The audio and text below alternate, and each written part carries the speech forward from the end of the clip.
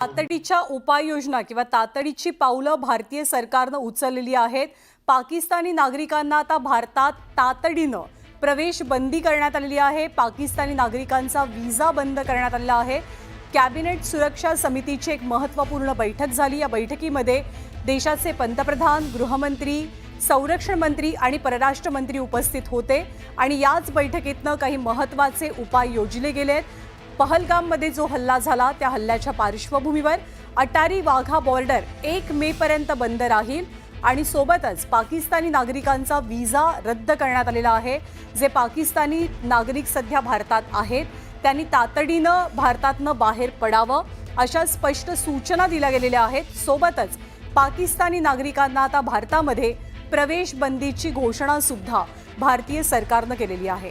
काही तातडीच्या आणि महत्त्वाच्या उपाययोजना भारत सरकारनं उचलल्याचं पाहायला मिळतंय। सरकार उत्तर केव्हा देणार, सरकारकडनं या हल्ल्याला प्रत्युत्तर केव्हा दिलं जाईल असा प्रश्न सुद्धा सामान्य लोकांकडनं सातत्यानं उपस्थित होतोय।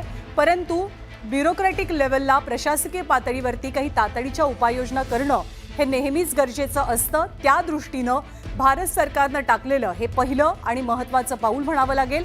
अटारी वाघा बॉर्डर 1 मे पर्यंत बंद असेल आणि सोबतच पाकिस्तानी नागरिकांचा व्हिसा रद्द करून कोणत्याही पाकिस्तानी नागरिकाला आता यानंतर भारताचा प्रवेश हा निश्चित करण्यात आलेला आहे, बंद करण्यात आलेला आहे।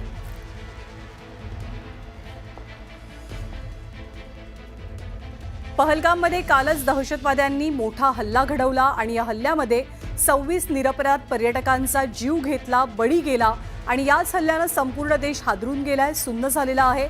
केंद्र पातळीवरती सुद्धा या हल्ल्याची तातडीनं दखल घेण्यात आली। बैठका झाल्या आणि या बैठकांच्या सत्रानंतर प्रशासकीय पातळीवरती काही उपाययोजना केल्या गेलेल्या आहेत। याआधी जेव्हा उरीवरती हल्ला झालेला होता आणि पठाणकोटमध्ये जवानांची बस उडवून देण्यात आलेली होती तेव्हा सुद्धा भारतानं पाकिस्तानला चोख प्रत्युत्तर दिलेलं होतं सर्जिकल स्ट्राईकच्या माध्यमातून।